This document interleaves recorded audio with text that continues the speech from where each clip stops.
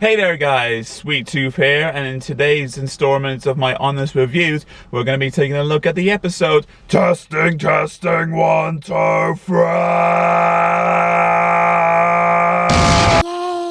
And just to get out of the way, the rap wasn't that bad. I'm glad I thanked Game Grumps for their constant beatboxing for that, so I tolerated it. Anyway, on to the actual episode, where we have Rainbow Dash studying for the entrance exams to be part of the Wonderbolts officially, I think.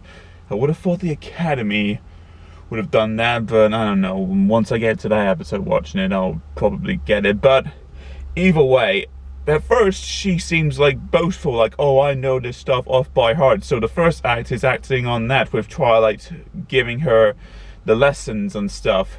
But then it comes to like, oh no, Rainbow Dash doesn't know Jack, I'm doomed! And then the second act focuses on her friends trying to help out Rainbow Dash in, you know, their own styles. It's more or less more entertaining obviousness, and I do mean entertaining. I mean Fluttershy with a play, Rarity with her weird fashion sense. It looks sort of like something you expect from Rocky Horror or something. And of course you have Pinky rapping, which again I don't mind, but Rainbow Dash has had enough. Woof! I don't care, I'm gonna go flying. But it's there where Twilight discovers that Rainbow Dash has a unique talent of just where she surveys her surroundings, and that way that transfers to her brain. She doesn't need books or being told for out, which I think is kind of clever, having her unique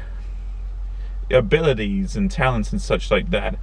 I mean, just being timid about the test alone, we've all done that, guys. It's basic high school stuff. You want to pass your exam so that way you can go on to do better things. So at some point or other, I can testify we've all been there.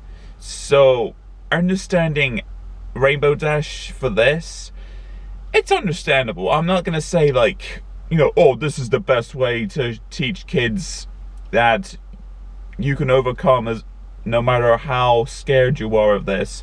I'm not gonna say it's the best way told, but I found it good, to be honest. And with that said, I'm not going to spoil how she manages to pass the test. Come on, guys, we know she's gonna pass the test. I think that's bleeping obvious.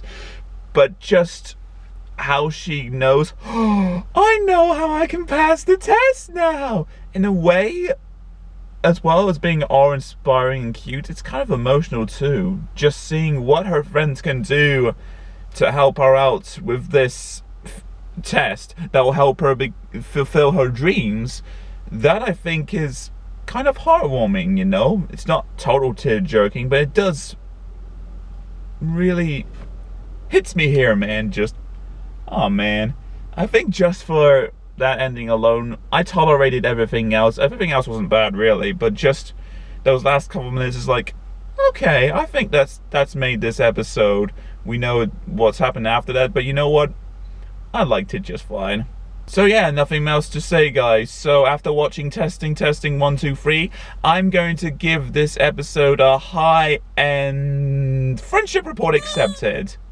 Nothing bad in it, guys. Nothing that majorly good either. It's just like an after-school special. I'm not used to those sort of things, guys, but in a way, this is sort of like the pony equivalent with all the lessons and the history and stuff like that concerning the Wonderbolts. It's all portrayed like that. Comment in if you think I'm right or wrong, or what you think of the episode, obviously. But at the end of the day, it's still a good episode, guys. I've got no real problems. If ever it does come back on the hub, well, obviously, but on Netflix or whatever, and there's no other episode on when it does come on there, I might give this one another watch, because if not interesting, it's a real fun watch. Nothing more, nothing less. So yeah, guys, like I said, comment in what you think of the episode too. I'll be very interested if you related in what I had to say, or if you had any different opinions, go for it. So yeah, I shall see you all, guys, for next week's episode. Wait, what? What do you mean no episode next week?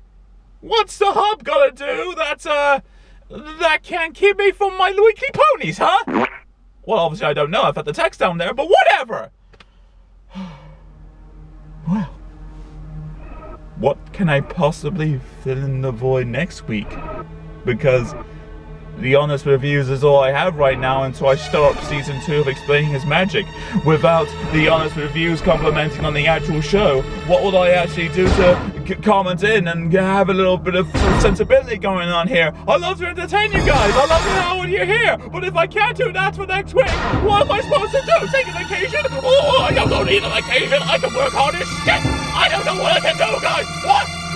What can I do to fill the void? Oh wait, I think I might have an idea. Stay tuned next week to find out.